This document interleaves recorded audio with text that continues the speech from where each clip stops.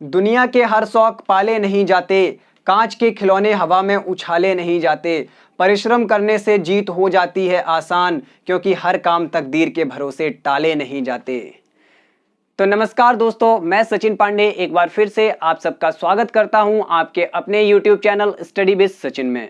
देखिए दोस्तों, आज का जो हमारा यह वीडियो है ये कुछ ऐसे प्रश्नों से संबंधित है जो पर्टिकुलरली किसी विशेष टॉपिक से संबंधित नहीं है, फिर भी हमारे कॉम्पिटिटिव जो एग्जाम्स होते हैं उनमें बहुत बार आ चुके हैं। तो दोस्तों, ऐसे क्वेश्चंस को हम ट्रिक के माध्यम से बहुत ही आसानी से इस वीडियो में समझने जा रहे हैं। आपको कॉपी और पेन की भी जरूरत नहीं पड़ेगी। जब आप इन क्वेश्चंस को एक बार सीख जाएंगे फिर आप तुरंत देखते ही इनका आंसर निकाल सकते हैं। तो आप वीडियो को लास्ट तक पूरा एंजॉय करें। आपको वीडियो कैसा लगा ये हमें जरूर बताएं। तो चलिए दोस्तों, शुरू कर रहे हैं हमारा आज का यह वीडियो। Let's start.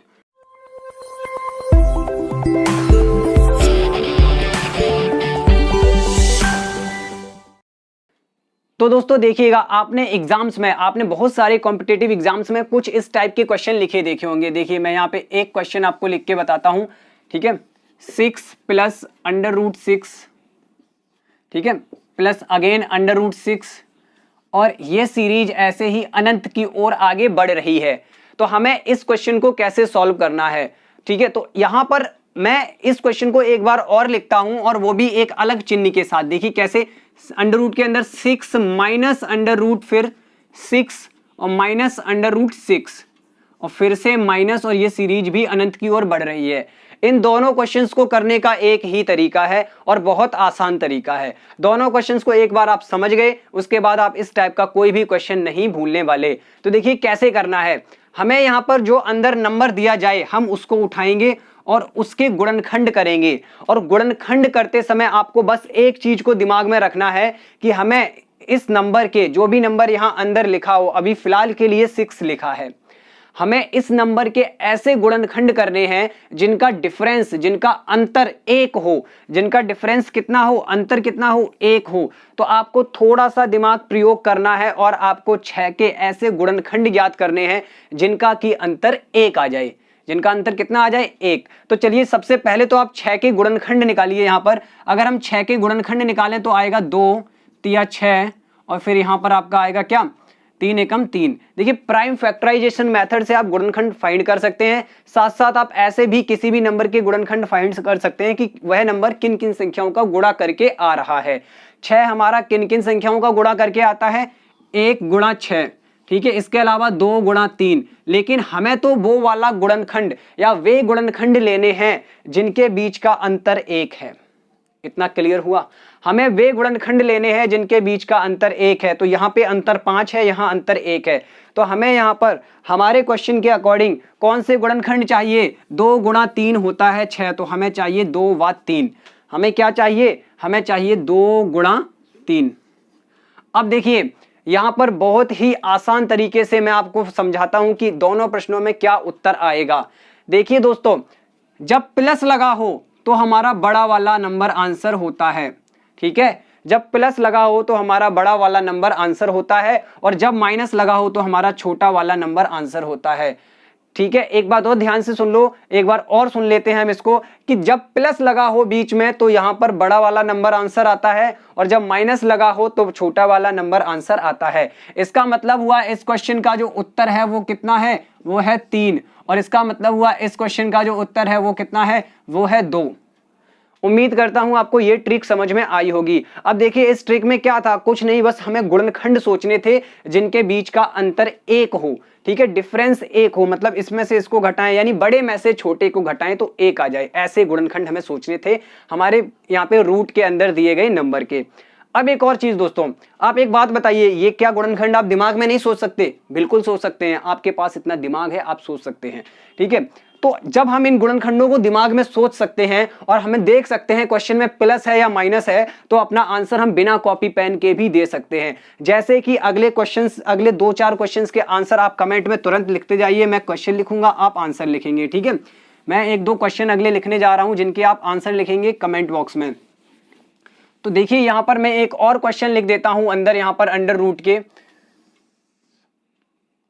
के अंदर मैं यहां पर एक क्वेश्चन लिख रहा हूं, 20 माइनस √20, फिर से माइनस √20, ठीक है, ये ऐसे ही चल रहा है अनंत तक। इसका आंसर बताइएगा। ठीक है, अगला एक और क्वेश्चन लिख रहा हूं।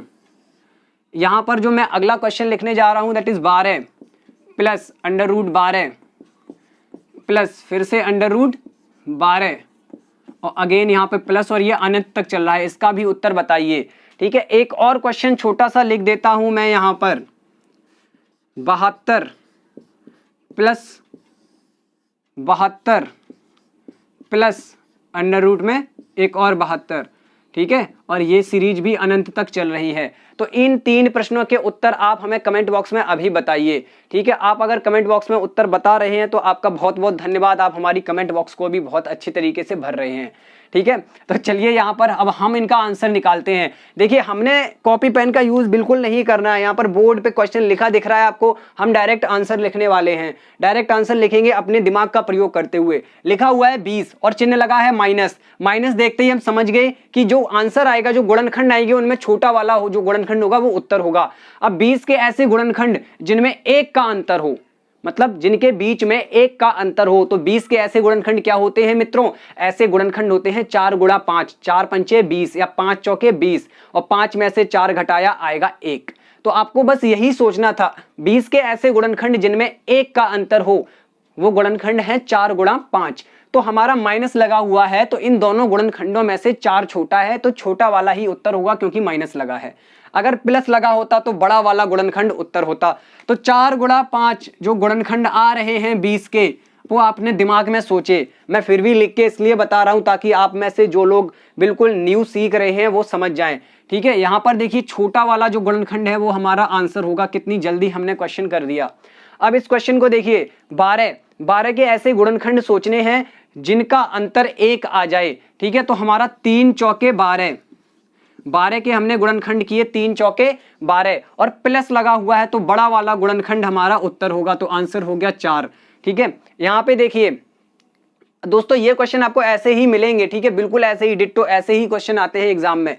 यहाँ पे देखिए 72 जो लिखा हुआ है, इसके गुणनखंड ऐसे गुणनखंड जिनके बीच में 1 का डिफरेंस हो। तो दोस्तों हमने सोचा यहाँ पर तुरंत 8 निम 72, 8 निम 72। ठीक है, और 8 और 9 के बीच में 1 का ही अंतर होता है। तो उम्मीद कर रहा हूं आपको मेरी बातें समझ में आ रही होंगी, सवाल भी समझ में आ रहे होंगे। क्योंकि यहाँ प्लस लगा है तो आंसर होगा 9, क्योंकि 9 बड़ा है। बड़ा वाला गुणनखंड आंसर होता है कब?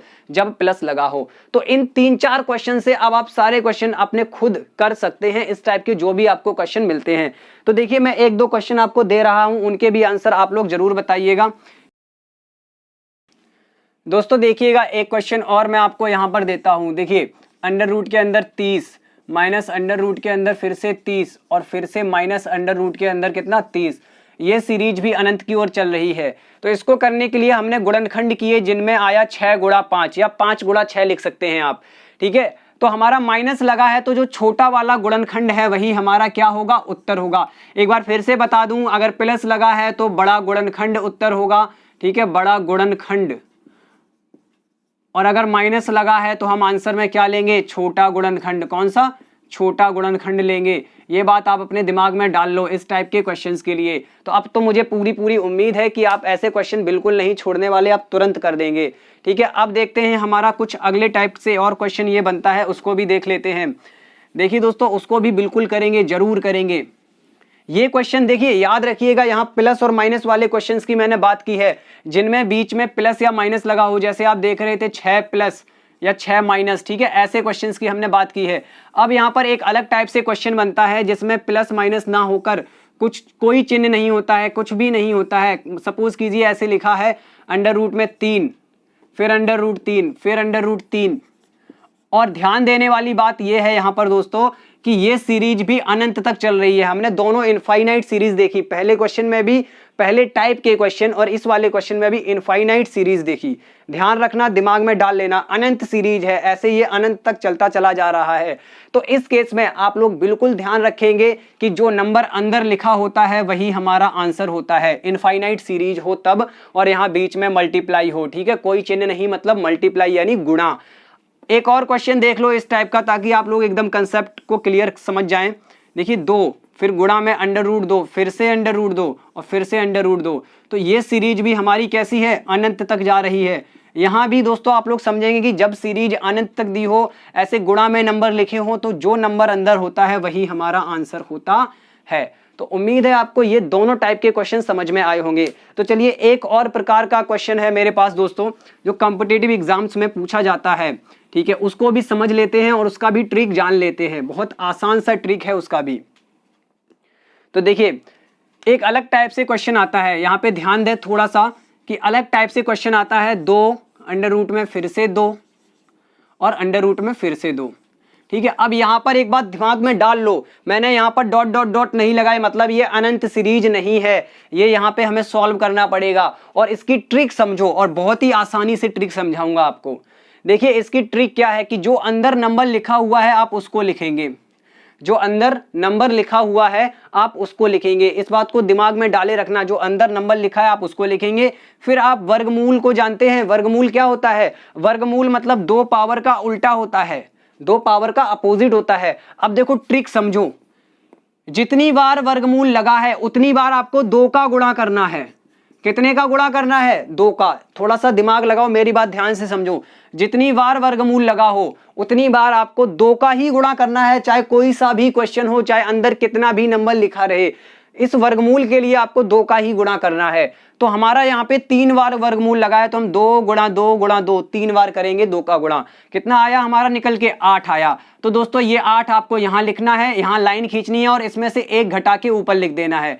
यहाँ हमारा उत्तर आएगा 7/8। किसकी? 2 की पावर 7/8। ये हमारा आंसर होगा। तो आपको कुछ समझ में आया? जितनी बार अंडर रूट लिखा है उसको हमने 2 का गुणा उतनी बार करके यहाँ लिखा और इसमें से 1 घटा के ऊपर लिख दिया, ठीक है, बटे के ऊपर। तो चलिए एक और इस टाइप से क्वेश्चन देख लेते हैं हम, बहुत ही आसान सा क्वेश्चन। देखिए 3, फिर यहाँ पे अंदर 3 और फिर यहाँ पे अंदर 3 और फिर एक बार और अंदर 3। तो देखिए यहाँ पे हमारा ये क्वेश्चन दिया गया है, यहाँ भी डॉट डॉट डॉट नहीं लगा है, इस बात को ध्यान रखना। अब इस क्वेश्चन को कैसे सॉल्व करेंगे? अब हमारा क्या आंसर होगा? तो जो अंदर नंबर लिखा है उसको हमने लिखा, ठीक है। उसके बाद हमने क्या किया कि कितने रूट हैं उतनी बार 2 का गुणा कर लो। तो हमारे पास 2 जो रूट है वो 4 बार है, तो 2 दूनी 4 दूनी 8 दूनी 16। कितना आया? 16। और 16 में से 1 घटाओ, वो ऊपर लिख दो, तो ऊपर कितना आ गया? 15। तो हमारा आंसर होगा 3 की घात 5/16। अब बताइए क्लियर हुआ कि नहीं? तो दोस्तों ये हमारे आज के कुछ विशेष प्रश्न थे।